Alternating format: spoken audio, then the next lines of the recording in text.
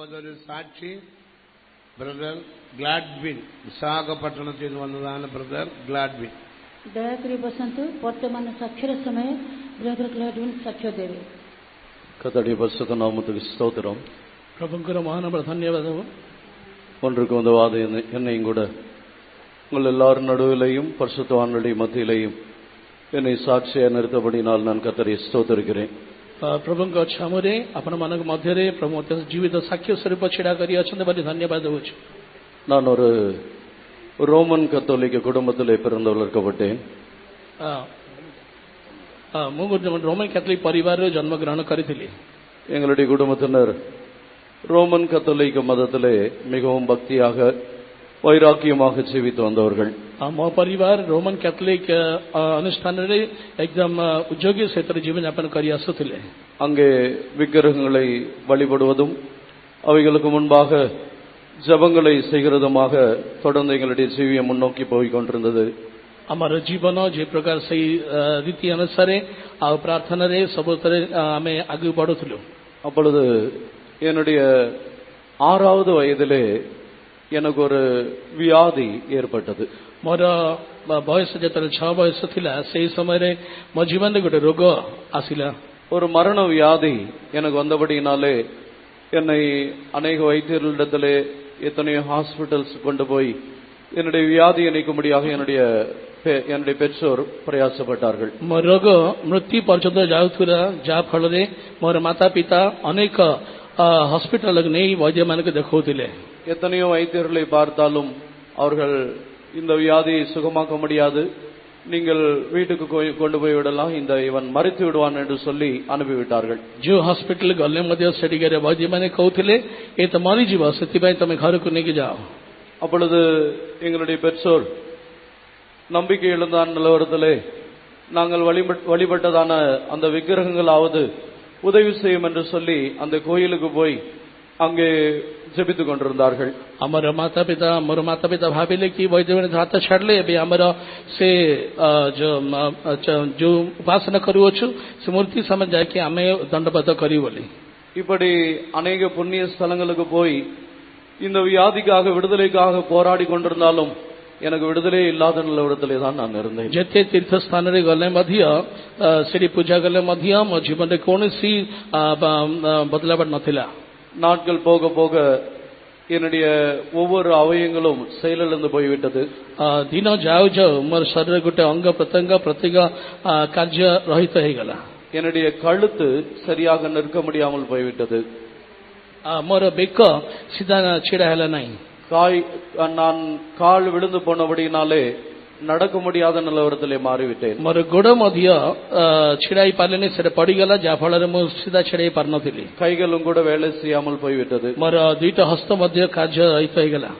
இப்படி மிகவும் பயங்கரமான நிலவரத்தில் இருக்கும் போதுதான் இந்த பெந்தைகோஸ்து சபையை சேர்ந்ததான ஒரு விசுவாசி எங்களுடைய உறவினர் என்னை வந்து பார்த்தார். এই প্রকার ভয়ঙ্কর অবস্থায় ମୋ ଜୀବନ ଗତି କରିବା ସମୟରେ এই ପେଣ୍ଟିକଷ୍ଟଲ ମଣ୍ଡଳୀ ଥିବା ଗୋଟେ ବିଶ୍ୱାସୀ ଆସି ଆମମାନଙ୍କୁ ସାକ୍ଷାତ କଲେ। அப்பொழுது அவர் சொன்னார், நீங்கள் எங்கே போனாலும் இதற்கு சுகம் கிடைக்காது, நீங்கள் பெந்தைகோஸ்து சபைக்கு வந்து அங்க இருக்கிறதான ஊழியர்களிடத்திலே ஜெபித்தால் கண்டிப்பாக உங்களுக்கு சுகம் கிடைக்கும் என்று சொன்னார். ସେଇ ପ୍ରକାର କହିଲେ, ତମେ ଯୋଉ ସ୍ଥାନରେ ଗଲେ ମଧ୍ୟ ସେଠି ସୁସ୍ଥତା ଲାଭ ପାଇବେ ନାହିଁ, କିନ୍ତୁ ଯଦି ତମେ ଆମର ସେବକଙ୍କ ପାଖରେ ଆସି ମଣ୍ଡଳୀ ତମେ ପ୍ରାର୍ଥନା କଲେ, ସେମାନେ ଯଦି ଆପଣ ଏବେ ପ୍ରାର୍ଥନା କରିବେ ନିଶ୍ଚୟ ତମେ ସୁସ୍ଥ ପାଇବେ। எங்களுடைய பெற்றோரும் கூட எல்லா விதத்திலையும் அவர்கள் பிரயாசப்பட்டபடினாலே விதியம் பார்த்து விடலாம் என்று சொல்லி என்னை அந்த அங்கே இருந்ததான பெந்தைகோஸ்து சபைக்கு கொண்டு போனார்கள். ମୋର ମାତା ପିତା ସେମାନେ ଭାବିଲେ ସବୁ ଜାଗାରେ ଆମେ ହାରିଗଲୁ, ଆମେ ଏଇ ସ୍ଥାନରେ ମଧ୍ୟ ଆମେ ଯାଇ ଚେଷ୍ଟା କରିବା କି କଣ ଘଟିବ ବୋଲି ଦେଖିବା ବୋଲି। என்னை கொண்டு போகும்போது சுமந்து கொண்டுதான் போனார்கள். ମତେ ନେଇଗଲା ବେଳେ ସେମାନେ ବହନ କରି ନେଇଗଲେ।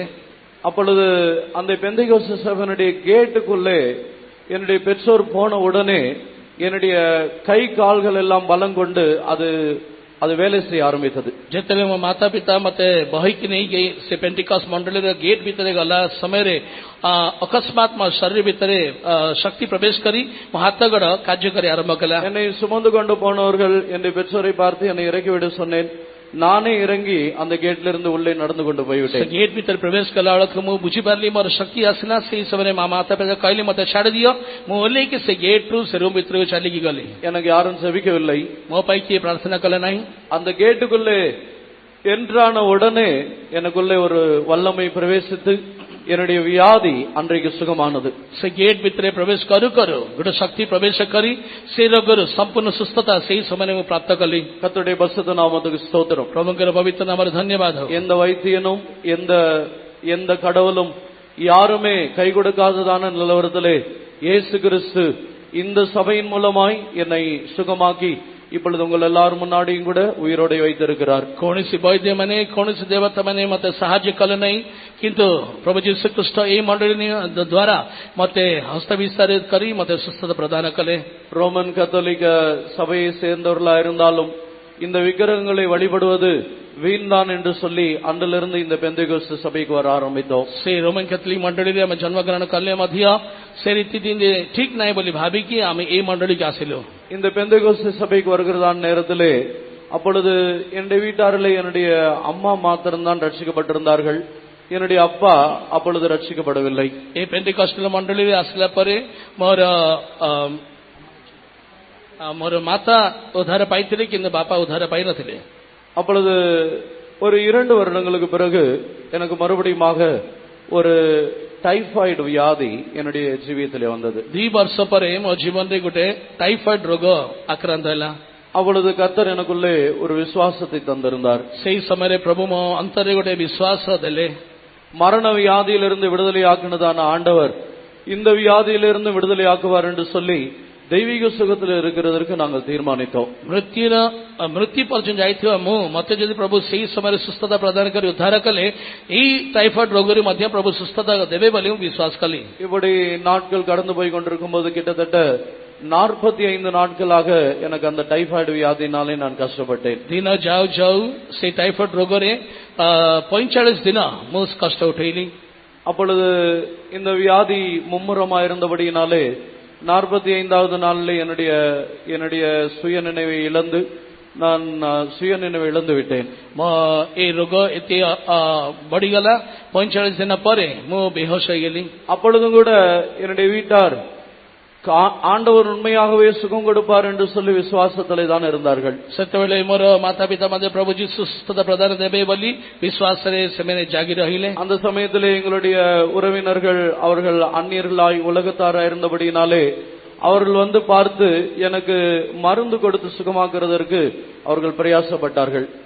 ସେହି ସମୟରେ ମୋର କୁଣିଆ ମାନେ ସେମାନେ ଅନ୍ୟ ରୀତିନୀତି ଅନୁସାରେ ଥିବା ସକାଶେ ସେମାନେ କହିଲେ ତମେ ଏହି ବିଶ୍ୱାସ ଛାଡ, ଯେମିତି ହେଲେ ଔଷଧ ଦ୍ୱାରା ହିଁ ସୁସ୍ଥ ପାଇବେ। அப்பொழுது நான் அன்கான்சியஸா தான் இருந்தேன்.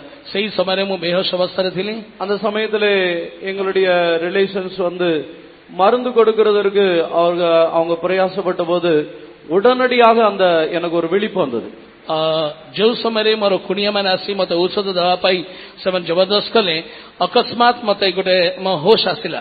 உடனடியாக விழிப்பு வந்த உடனே இவர்கள் மருந்து போடுகிறார்கள் என்று சொல்லி அதை தூக்கி எறிந்து விட்டேன். ମତେ ଯେତେବେଳେ ଦେବା ପାଇଁ ଯାଉଥିଲେ ମୁଁ ବୁଝିପାରିଲି ଏଇଟା ଔଷଧ, ସେଟା ନେଇକି ମୁଁ ଫୋପାଡ଼ି ଦେଲି। அன்றிலிருந்து கர்த்தர் என்னுடைய வியாதி பலவீனங்கள் எல்லாவற்றையும் நீக்கி ஒரு பூர்ணமான சுகத்தை தந்தார். ସେହି ଦିନରୁ ପ୍ରଭୁ ମତେ ସବୁ ରୋଗରୁ ଦୂର କରି ମତେ ସମ୍ପୂର୍ଣ୍ଣ ସୁସ୍ଥତା ପ୍ରଦାନ କଲେ। அதை தொடர்ந்து என்னுடைய பள்ளி படிப்புகள் எல்லாவற்றையும் முடிக்க கர்த்தர் உதவி செய்தார். ତାପରେ ମୋର ଶିକ୍ଷା ବିଷୟରେ ପ୍ରଭୁ ବୋଝ ଉଠାଇ ସବୁ ସରାଇବା ପାଇଁ ମତେ ସାହାଯ୍ୟ କଲେ। என்னுடைய பள்ளி படிப்புகளை படித்து முடித்த பிறகு மறுபடியுமாக எனக்குள்ளே உலகம் பிரவேசித்தது. ମୋର ପାଠ ସାଠ ପଢି ସାରିଲା ପରେ ଆସ୍ତେ ଆସ୍ତେ ଜଗତ ମୋ ଭିତରେ ପ୍ରବେଶ କରିବା ଆରମ୍ଭ କଲା। நான் மேல் படிப்புகளை படிக்கும்படியாக போகும்போது என்னுடைய பெற்றாருக்கு தூரமாயிருந்தபடியினாலே நான் ஒரு உலகத்தாரை போல ஜீவிக்க ஆரம்பித்து விட்டேன். ମୁଁ ମୋର ପାଠ ଅଧିକ ପଢି ଗଲା ବେଳକୁ ମୋ ମାତା ପିତାଠୁ ଦୂରରେ ଥିବା ସକାଶେ ଜଗତ ମୋ ଭିତରେ ଆସିବା ପାଇଁ ସାହାଯ୍ୟ ମୁଁ ଜଗତ ଆଡେ ଗତି କଲି। நான் செய்கிற காரியங்கள் எதுவுமே எங்களுடைய பெற்றாருக்கு தெரிய வராது. ମୁଁ ଯାହା କରୁଥିଲି ମୋର ମାତା ପିତା ଜାଣୁନଥିଲେ। அநேக பார்ட்டிகளுக்கு போகிறது, ஃபேர்வெல் பார்ட்டிஸ், எத்தனையோ பார்ட்டிகளுக்கு போகிறதற்கு என்னுடைய வழக்கமாகிவிட்டது. ମୋ ସାଙ୍ଗମାନେ ସହ ମିଶିକି ଅନେକ ପାର୍ଟି ମାନଙ୍କରେ ମୁଁ ସହଭାଗ କରୁଥିଲି।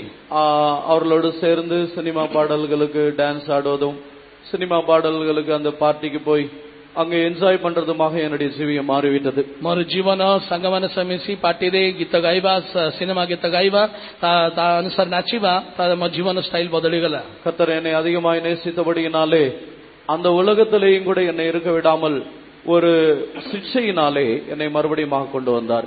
ସେଇ ଜଗତର ଗତି କଲା ବେଳକୁ ପ୍ରଭୁ ମତେ ପ୍ରେମ କରିବା ସକାଶେ ପ୍ରଭୁ ମତେ ଗୋଟେ ଦଣ୍ଡ ଦେଇକି ପୁଣି ତା ଆଡକୁ ମତେ ଟାଣି ଆଣିଲେ. இப்படியாய் படித்து கொண்டிருந்த காலத்திலே ஒரு ஃபேர்வெல் பார்ட்டிக்கு போயிட்டு நான் திரும்பி ஒரு ட்ரெயின்ல வந்து கொண்டிருந்தேன். ସେଇ ପ୍ରକାର ଗୋଟେ ସମୟରେ ଫେୟାରୱେଲ ପାର୍ଟି ଯାଇକି ମୁଁ ଟ୍ରେନରେ ମୁଁ ଯାତ୍ରା କରି ଫେରି ଆସୁଥିଲି. அப்பொழுது என்னுடைய நிலவரம் என்னவென்றால் ட்ரெயின்லயும் கூட நாங்க உள்ள ஏற மாட்டோம். ସେଇ ସମୟରେ ମଧ୍ୟ ଟ୍ରେନରେ ଚଢିଲେ ମଧ୍ୟ ଆମେ ଭିତରୁ ଯିବୁ ନାହିଁ. உள்ள ஏறி உட்கார்றது அப்ப படிக்கிற காலத்துல வழக்கமே இல்லாமல் போய்விட்டது. ସେ ଟ୍ରେନ ଭିତରେ ଯାଇ ବସିବାର ଗୋଟେ ଅନୁଭୂତି ନଥିଲା. ରନିଂல ஏறி ରନିଂல இறங்கிடுவோம். ଦୌଡୁଥିବା ଟ୍ରେନରେ ଦୌଡ଼ି ଚଢିବୁ, ଝୁଲିବୁ, ତାପରେ ଦୌଡୁଥିବା ଟ୍ରେନ ଆମେ ଦେଇ ପଡିବୁ. அப்பொழுது ரிட்டர்ன்ல பார்ட்டி முடிச்சுட்டு ரிட்டர்ன் வரும்போது ட்ரெயின்ல பிரயாணம் செய்து ரன்னிங்ல ஏறுகிறதற்கு நாங்கள் பிரயாசப்பட்டு எல்லாம் ஏறி கொண்டிருந்தோம். ସେ ଟ୍ରେନ ଦୌଡୁଥିବା ଟ୍ରେନରେ ଆମେ ଫେୟାରୱେଲ ସରିକି ଆସିଲା ବେଳକୁ ସମସ୍ତେ ସେ ଦୌଡୁଥିବା ଟ୍ରେନରେ ଚଢିବା ପାଇଁ ଚେଷ୍ଟା କଲେ.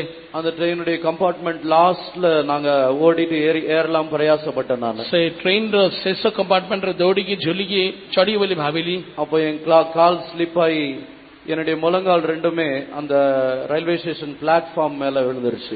ମୁଁ ଦୌଡ଼ିକି ଚଢିବା ପାଇଁ ଚେଷ୍ଟା କଲା ବେଳକୁ ମୋର ହାତ ସ୍ଲିପ୍ କରିକି ମୋର ଦୁଇଟା ଗୋଡ ସେ ରେଲୱେ ପ୍ଲାଟଫର୍ମରେ ପଡିକି ଆକ୍ରାନ୍ତ ହେଲା. அப்போ அந்த ட்ரெயின் ராட மாத்திரம் தான் நான் பிடிச்சிட்டு இருந்தேன். କେବଳ ସେ ଟ୍ରେନର ରଡ୍ ମୁଁ ଧରିଥିଲି. அந்த பிளாட்ஃபார்ம் லாஸ்ட்ல இருந்து முடிகிற வரைக்கும் என் ரெண்டு முழங்காலையும் தேய்ச்சி பயங்கரமான அடிபட்டு கை கால்லாம் அடிபட்டு மிகவும் பரிதாபமான இடத்துல நாங்க விழுந்தேன். ସେ ଟ୍ରେନ ରଡ୍ ଧରିଥିବା ସକାଶେ ମୋର ଆଣ୍ଠୁ ତଳେ ମାଡ ହେଇ ବହୁତ ଅଧିକ ମାନେ ଆକ୍ରାନ୍ତ ହେଲା. என்னுடைய பேண்ட் எல்லாம் கிழிஞ்சி தோல் எல்லாம் கிழிஞ்சி எலும்பு தெரிகிற அளவுக்கு எனக்கு மிகவும் பயங்கரமான அடிபட்டது. ମୋର ପ୍ୟାଣ୍ଟ ଚିରିଗଲା, ମୋର ଚମଡା ବାହାରିଗଲା ଆଉ ରକ୍ତାକ୍ତ ହେଇ ଅଧିକ ଭୟଙ୍କର ଅବସ୍ଥାରେ ଥିଲା. அப்பொழுது என்னுடைய அடி எவ்வளவு வேதனையா இருக்கிறது என்பது எனக்கு ஞாபகத்துல வரல. ମୋର ମାଡ କେତେ ଅଧିକ ଥିଲା ବୋଲି ମୋର ସ୍ମରଣରେ ଆସିଲା ନାହିଁ. உடனடியாக எனக்கு ஞாபகத்திலே வந்தது, ஐயோ நான் தேவனுக்கு தூரமாகி விட்டேனே என்று ஞாபகத்திலே வந்தது. ସେଇ ସମୟରେ ଗୋଟେ ବିଷୟ କେଲେ ସ୍ମରଣରେ ଆସିଲା କି ହାय ମୁଁ ପ୍ରଭୁଙ୍କଠୁ ବହୁ ଦୂରରେ ଚାଲିଗଲି. அன்றிலிருந்து கர்த்தரினை சந்தித்தபடியினாலே இந்த அடிகள் எல்லாவற்றையும் கர்த்தரை சுகமாக்கினார். ସେଇ ସମୟରେ ମୋ ମନ ପକେଇ ପ୍ରଭୁ ନିକଟରେ ମନ ପରିତ କଲା ବେଳକୁ ପ୍ରଭୁ ସେ ସବୁ ଘାର ସୁସ୍ଥ அவரே காயப்படுத்தி அவரே காயங்களை கட்டுகிறவராய் இருந்தார். ସେଇ ପରମେଶ୍ୱର ସେଇ ମତେ ସବୁ ଚୋଟ ଦେଲେ ଆଉ ତାପରେ ତାକୁ ସୁସ୍ଥ ପ୍ରଦାନ କଲେ. இப்படி நான் ஜீவித்தாலும் மறுபடியுமாக நான் ஒரு மாயமாலக்காரனை போல கொஞ்ச நாட்களுக்குள்ளே மாறிவிட்டேன். ଏଇ ସବୁ ଉତ୍ତମ ଦାନ ପ୍ରଭୁ ମତେ ସୁସ୍ଥ ଦେଲା ପରେ ମଧ୍ୟ ମୁଁ ଗୋଟେ କପଟି ସ୍ୱରୂପ ଜୀବନ ଯାପନ କରୁଥିଲି. அப்பொழுது இந்த அடிபட்ட பிறகு இந்த பார்ட்டிக்கு போகிறது இவைகள் எல்லாம் விட்டுவிட்டு சரியாக தேவ சமூகத்திற்கு போகிறதற்கு என்னுடைய வழக்கமா இருந்தது. ମୁଁ ହେଲା ପରେ ମଧ୍ୟ ପ୍ରଭୁଙ୍କ ପାର୍ଟି ସବୁ ଛାଡ଼ିଦେଲି ଆଉ ପ୍ରଭୁଙ୍କ ମଣ୍ଡଳୀକୁ ମୁଁ ଯାଉଥିଲି. அந்த சமயத்திலே எங்களுடைய ஊருக்குள்ளே அநேக பிரச்சனைகள் சண்டைகள் நடக்கிறது வழக்கம். ସେଇ ଦିନ ମାନଙ୍କରେ ମୋର ଗାଁରେ ଅଧିକ ଝଗଡା ଝାଟି ଚାଲିଥିଲା. ஒரு ஊருக்கு ஊர் சண்டை போட்டு அடித்து கொலை பண்ணி கொள்ளுகிறதான ஒரு ஏரியால தான் நான் ஜீவித்தேன். ମୁଁ ଗୋଟେ ଜାଗାରେ ଜୀବନ ଯାପନ କରୁଥିଲି ଯୋଉ ଜାଗାରେ ଲୋକମାନେ ପରସ୍ପର ଝଗଡା ଝାଟି କରି ଅନ୍ୟମାନଙ୍କୁ ହତ୍ୟା କରନ୍ତି. இப்படி ஒரு ஊருக்கும் மற்றொரு ஊருக்கும் பிரச்சனையான போது இவர்கள் அவர்களை கொல்லும்படியாக பிளான் போட்டாங்க. ସେମାନେ ଏମିତି ଝଗଡା ହେଲା ବେଳକୁ ଗୋଟେ ଦଳ ଆଉ ଗୋଟେ ଦଳକୁ ଲୋକକୁ ମାରିବା ପାଇଁ ହତ୍ୟା କରିବା ପାଇଁ ଚେଷ୍ଟା କଲେ. இந்த எங்க ஊருக்குள்ள எங்க அப்பாவும் கூட அதுல ஒரு தலைவராக இருந்தார். ସେଇ ଗାଁରେ ମଧ୍ୟ ମୋର ପିତା ସେଇଠି ଗୋଟେ ପ୍ରଧାନ ବ୍ୟକ୍ତି ଥିଲେ. அப்பொழுது ஆப்போசிட் பார்ட்டியா இருந்தவங்கள ஒரு 8 பேரை கொல்றதுக்கு நாங்க எல்லாம் பிளான் போட்டோம். ସେତେବେଳେ ଆମର ବିପରୀତ ଅବସ୍ଥା ଦଳରେ ଥିବା ଲୋକମାନଙ୍କୁ ଜଣେ ଲୋକକୁ ହତ୍ୟା କରିବା ପାଇଁ ଆମେ ଚେଷ୍ଟା କଲୁ. ஒரு ராத்திரி 8 பேரை கொல்லும்படியாக ஒவ்வொரு வீட்டுக்குள்ளேயும் எத்தனை பேர் போனோம்னு சொல்லி நான் தான் உட்கார்ந்து எத்தனை பேர் யார் யார் போனோம்னு சொல்லி எழுதி கொடுத்தேன். ସେ ଗୋଟେ ରାତିରେ 8 ଜଣଙ୍କୁ ହତ୍ୟା କରିବା ନିମନ୍ତେ ପ୍ଲାନ୍ ତିଆରି କରାଗଲା. ஆனா கர்த்தர் அந்த காரியத்தை நடக்க விடாமல் கர்த்தர் என்னை பாதுகாத்தார். କିନ୍ତୁ ସେ ଘଟଣାଟା ନ ଘଟିବା ପାଇଁ ପ୍ରଭୁ ପ୍ରତିବାଦ କଲେ. ஏதோ காரணத்தினாலே அந்த காரியம் சம்பவியாமல் நின்று போய்விட்டது. କୌଣସି କାରଣରେ ସେଇ କାର୍ଯ୍ୟ ବିଫଳ ହେଇଗଲା.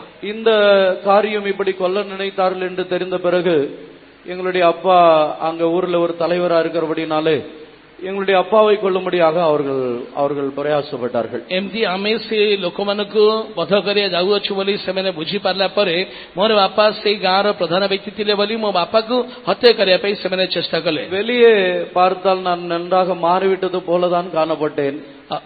வெளியே பார்த்தால் நன்றாக நான் என்னுடைய ஜீவியம் எல்லாம் மாறிவிட்டது போலதான் காணப்பட்டேன். ବାହାରେ ଦେଖିଲା ବେଳକୁ ମୋ ପରିବର୍ତ୍ତନ ପାଇଥିବା ଜଣେ ବ୍ୟକ୍ତି ଗୋଟେ ବିଶ୍ୱାସୀ ସ୍ୱରୂପ ଦେଖାଗଲି. ஆனால் இப்படி எங்களுடைய அப்பாவை கொல்ல போகிறார்கள் என்று தெரிஞ்ச உடனே நானும் என்னுடைய தம்பியும் யார் வந்தாலும் அவர்களை அடிக்கணும் கொல்லணும்னு சொல்லி நான் பிராக்டிஸ் பண்ண ஆரம்பிச்சோம். ସେ ସମୟରେ ମୁଁ ଭଲ ବିଶ୍ୱାସୀ ବୋଲି ବାହାରେ ଦେଖେଇଲେ ମଧ୍ୟ ଯେତେବେଳେ ମୁଁ ଶୁଣିଲି ମୋ ବାପାକୁ ମାରିବା ପାଇଁ ଯାଉଛନ୍ତି ସେଇ ସମୟରେ ମୁଁ ମୋ ସାନ ଭାଇ ମିଶିକି ଆମେ ଯେମିତି ତାଙ୍କୁ ଆଟାକ୍ କରିବ ବୋଲିକି ନାନଚାକ୍ ପ୍ରାକ୍ଟିସ୍ କରିବା ପାଇଁ ଗଲୁ. யார் வந்தாலும் அவங்களை அடிக்கணும் கொல்லணும் என்றதான் நோக்கத்தோடு எப்பவுமே அந்த நான்சாக்கை எங்க கையில வச்சுதான் சுத்திட்டு இருப்போம். ଯାହାକୁ ଦେଖିବ ଯିଏ ଆମକୁ ବିପରୀତରେ ଆସିବେ ତାଙ୍କୁ ଆମେ ମାରିବା ହତ୍ୟା କରିବା ବୋଲି ନାନଚାକ୍ ସଦାବେଳେ ରଖିକି ଆମେ ଚାଲୁଥିଲୁ. அந்த நிலவரத்திலையும் கூட அப்படிப்பட்ட சம்பவங்கள் நடக்காதபடி மறுபடியும் கர்த்தர் எங்களை மாற்றி அந்த சம்பவங்கள் இருந்து விடுதலை ஆக்கினார். ସେହିପରି ଘଟଣା ନ ଘଟିବା ପାଇଁ ପ୍ରଭୁ ଆମକୁ ସୁରକ୍ଷା କରି ସେଇ ସବୁ ବିଷୟରେ ପ୍ରତିବାଦ କଲେ. இப்படிப்பட்டதான் நிலவரத்திலே கர்த்தர் ஒரு நாள் என்னையும் கூட ரட்சித்து ஞானஸ்தானம் எடுக்கும்படியாகவும் அபிஷேகத்தை பெற்றுக் கொள்ளும்படியாகவும் கர்த்தர் எனக்கு உதவி செய்தார். ଏହିପରି ଜୀବନଯାପନ କରିବା ସମୟରେ ପ୍ରଭୁ ମୋତେ ସାକ୍ଷାତ କରି ମୋତେ ପରିବର୍ତ୍ତନ ଦେଇ ପ୍ରଭୁ ଯୀଶୁଙ୍କୁ ଉଦ୍ଧାରକର୍ତ୍ତା ସ୍ୱରୂପ ଗ୍ରହଣ କରି ବାପ୍ତିସ୍ମ ନେବା ପାଇଁ ଅଭିଷେକ ପାଇବା ପାଇଁ ମୋତେ ସାହାଯ୍ୟ କଲେ.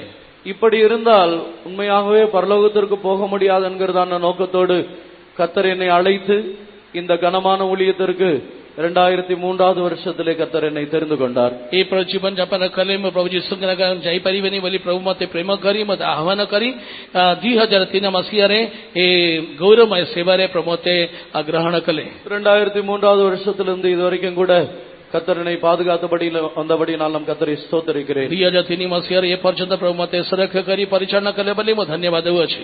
ஊழியத்திற்கு வருகிறதற்கு முன்பிருந்தான ஜீவியத்திற்கும் ஊழியத்திற்கு வந்த பிறகு கர்த்தருடைய வீட்டில் இருக்கிறதான ஒரு பெரிதான பாக்கியத்தை கர்த்தர் எனக்கு தந்தார். ପ୍ରଭୁଙ୍କର ଗୃହରେ ଆସିଲା ପରେ ଏ ସେବା କାର୍ଯ୍ୟରେ ଆସିଲା ପରେ ତା ଦେହରେ ସେବା କରିବା ପାଇଁ ପ୍ରଭୁଙ୍କ ଗୃହରେ ନିବାସ କରିବା ପାଇଁ ପ୍ରଭୁ ମୋତେ ଭାଗ୍ୟ ଦେଲେ. கர்த்தர் இந்த தேவனுடைய வீட்டிற்கு கொண்டு வந்து இதுவரைக்கும் சந்தோஷமாய் இதுவரைக்கும் கர்த்தருடைய வீட்டில் இருக்கிறதான இந்த பெரிதான ஒரு பாக்கியத்தை எனக்கு தந்தபடியினால் கர்த்தரை ஸ்தோத்திரித்து என்னுடைய சாட்சியை முடித்துக் கொள்கிறேன். ପ୍ରଭୁଙ୍କର ଗୃହରେ ଆସିକି ଆନନ୍ଦ ସ୍ୱରୂପରେ ସେବା କରିବା ପାଇଁ ପ୍ରଭୁ ଗୃହରେ ନିବାସ କରିବା ପାଇଁ ଏ ପର୍ଯ୍ୟନ୍ତ ପ୍ରଭୁ ମୋତେ ଗ୍ରହଣ ଦେଲେ ବୋଲି ଏ ସାକ୍ଷ୍ୟ କହି ମୁଁ ସମାପ୍ତ କରିଛି. ପ୍ରଭୁ ଗୌରବ